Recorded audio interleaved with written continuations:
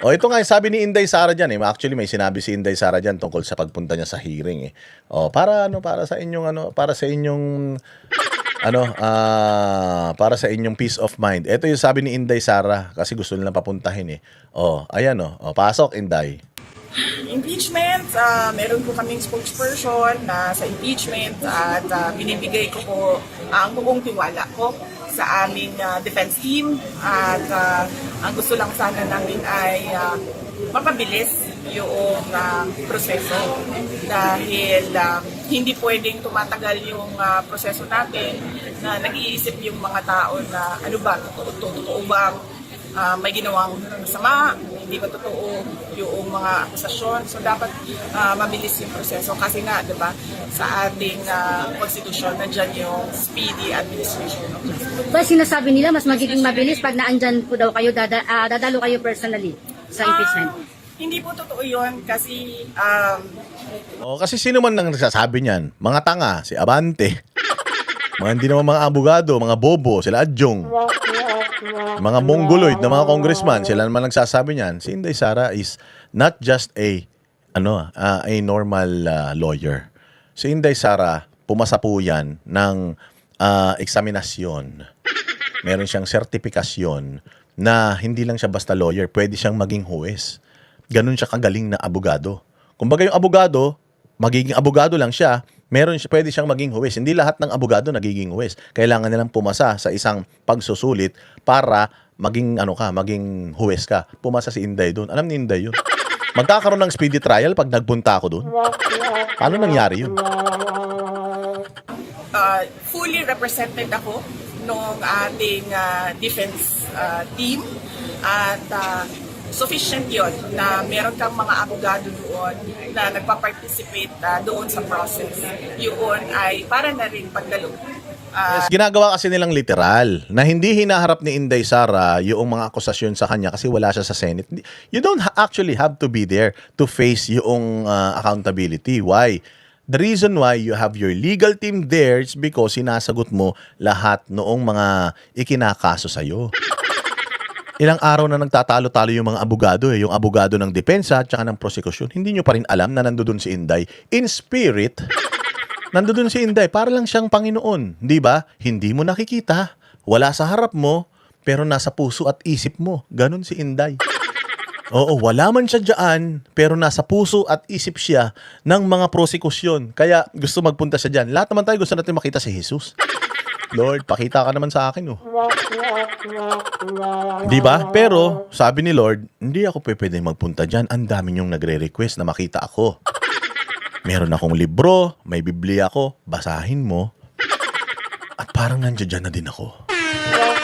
Oh, di ba? Ganun din si Inday. Wala ako dyan. Hindi mo ako nakikita. Pero nandiyan yung mga abogado ko. At lagi nyo naririnig yung pangalan ko kahit wala ako dyan. So nasa puso nyo ako at nasa isip nyo ako. Parang nandiyan na din ako. Oh! Ganun yun. Kayo talaga, masyado kayong in love kay Inday. Gusto nyo magpunta si Inday dyan. Hindi nyo kaya si Inday. Again, if you think na kaya nyo siyang talunin sa 2028, talunin nyo siya sa malinis na eleksyon sa 2028. Risa Ontiveros, kung sa tingin mo, ginawa mo na ang lahat, ng magagawa mo para mahalin ka ng taong bayan, kahit bukbukin ang mukha mo, hindi sana 0.01 yung yung survey mo. Tangin na yan. Ganon yun. Oh, lahat kayo na mga gusto na mawala si Inday Sara sa puwesto, talunin niyo siya kung sa tingin ninyo na nanalo ang prosekusyon sa propaganda na si Inday Sara ay magnanakaw. Lahat ng prosecution, pati siligutan, tumakbong presidente. Sino doon, patakboyin yung presidente. Lahat, tumakbo kayong presidente. Talunin niyo si Inday Sara. Magsaning puwersa kayo. Kaya ganito na lang, 1v1. 1v1, 1 versus 1. Lahat kayo, magkampi-kampi kay Risa Ontiveros para matalo niya si Inday Sara. Kaya lang, hindi nyo rin kayang tanggapin si Risa eh. Hindi nga kayo nagkakaisa. Wala nga kayong mapili na mailalaban kay Inday Sara. Kasi kung marami kayo, mag-isa si Inday Sara, di kayo mananalo. Pero kung isa lang ang kandidato ninyo, head to head, ayan. Doon nyo makikita. Putang ina, yung 32 million ni Inday Sara nung nakaraan, baka 70 million na yan. Tumakbo kayo lahat. Oh, si Claire Castro, tumakbo rin presidente. Si Torre, si Gibo. O, sabi nung kupal kanina, si Gibo daw. O, sige, patakboyin mo si Gibo. Di nga nanalo si Gibo nung nakaraan. Ngayon pa. Hindi nga nanalo si Gibo sa pinsan niyang panot. Tangina niyan. Kay Inday Sara pa? Hello? Huwag kayong dilulo. Masyado kayong dilulo eh. Sino pa gusto niyo si Bongbong, patakbuhin niyo ulit. Oh, baguhin natin konstitusyon, patakbuhin ulit si Bongbong sa malinis na eleksyon, labanan si Inday Sara. Tingnan natin kung makakakuha pa siya ng 31 million. Bilis! Lahat ng patakbuhin nyo na. Magnanakaw si Inday, okay, sige.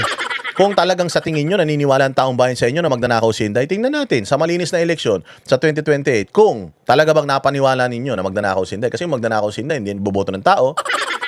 Di ba? Kung magnanakaw si Inday, hindi sana positive 47 yung ano niyan, yung approval and trust rating. Pantay na kasi sila ni Bongbong eh. O, yung distrust kay Bongbong 57, yung trust kay Inday Sara 57 din. Parang langit at lupa yun, mga bossing. O, ganun lang yan kasimple. O, wag na tayo magtalo-talo rito. Wag na tayo mag-impeachment. Alam naman, mantakin mo, pangalawang presidente, i-impeach mo. Magnanakaw si Martin Romualdez na salaya. Magnanakaw si Bongbong nasa laya. Kaya nga, ang aabangan natin kung magkakaroon ba ng eleksyon sa 2028 at kung hindi ba dadayain si Inday. Pero kung lahat tayo boboto kay Inday, putang ina, kahit anong magic ang gawin nila. Hindi talaga yan uubra. Mahirap dayain yung sobrang laki ng lamang. Maniwala kayo. Rambulan na yan. Ganun lang kasimple. Ng respondent doon sa impeachment. Dahil Tama, maganda nga ito, snap election. O, kung sa tingin mo, ikaw, Bongbong, sa tingin mo, si Inday Sara, magnanakaw. O, mag-snap election tayo ngayon. Ngayon na, gawin na natin ngayon election. O, wag na sa 2028, mag-election na tayo ngayon para malaman natin. O, patakboy na natin si Inday. Total, maaga naman siya nagdeklara eh. O, sige na. O, labanan natin si Inday. O, election tayo ngayon. May tiwala kaming mga dilawang tae na mahal kami ng mga Pilipino. Iboboto kami. Lalabanan namin si Inday. Bukas na bukas din. Game. Utang ina niyan. Ayaw nyo nga siyang patakbuhin sa 2020. Bukas pa kaya na eleksyon. Mga ulul. hindi naman ako abogado para sa impeachment ko. So wala akong matutulong doon sa proseso ng pag-present ng witness, pag-cross-examine ng witness. Lahat yun ay trabaho ng abogado. At yun yung participation at appearance ko doon. Thank you, Vice. Oh, di ba? Ganda ni Inday Sara, kaya insecure sila eh. Di ba? Ganun lang. Happy weekend everyone. I hope na na-entertain kayo. I hope na wala kayong natutunan sa channel natin. Maraming salamat sa inyong pagpatnubay sa lahat ng mga nagpakulay, nag-share ng kanilang blessing dito sa ating channel. Maraming salamat sa iyo. I appreciate it. Mabuhay. Diba? Oh, maraming salamat. Magkita-kita po tayo ulit sa susunod na vlog. Oh, lahat ng mga bashers, welcome kayo dito.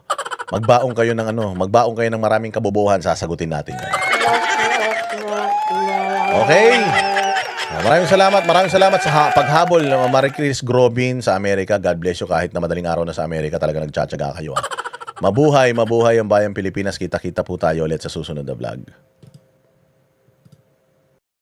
Kami ang boses ng masa, hindi natatakot. Katotohanan lang, di kami nalulunod. Walang bahid ng sismis, lahat ay totoo. Kahit sino ka pa, pag mali ka babanatan ka. Walang pinipili kulay, wala kaming kinikilingan. Basta para sa bayan, kami lalaban. Pagtama palapakan, pag mali banatan. Di matitinag, di matatakot. Para sa bayan, tuloy ang sigaw. Sa harap kamera, walang halong takot. Mga baluktot, lahat kayo'y tutumba. Ang hustisya at totoo, yun lang ang mahalaga. Kahit sinong harang, di kami matitinag. Walang pinipiling kulay, wala kaming kinikilingan. Basta para sa bayan, kami lalaban. Pag tama palakpakan, pag mali banatan. Di matitinag, di matatakot, para sa bayan tuloy ang sigaw. Kung nasa tama ka, ikaw ay aming kasama. Pero pag mali ka, handa ka na bang mabasag? Banateros kami, walang inuunan. Dahil bayan muna, bago ang sarili.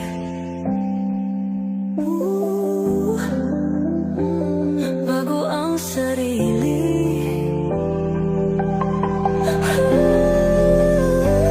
Pag tama palakpakan, pag mali banatan.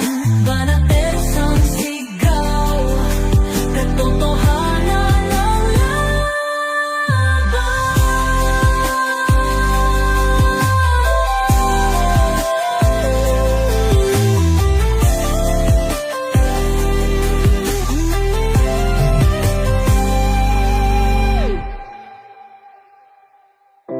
sa harap ng kamera, walang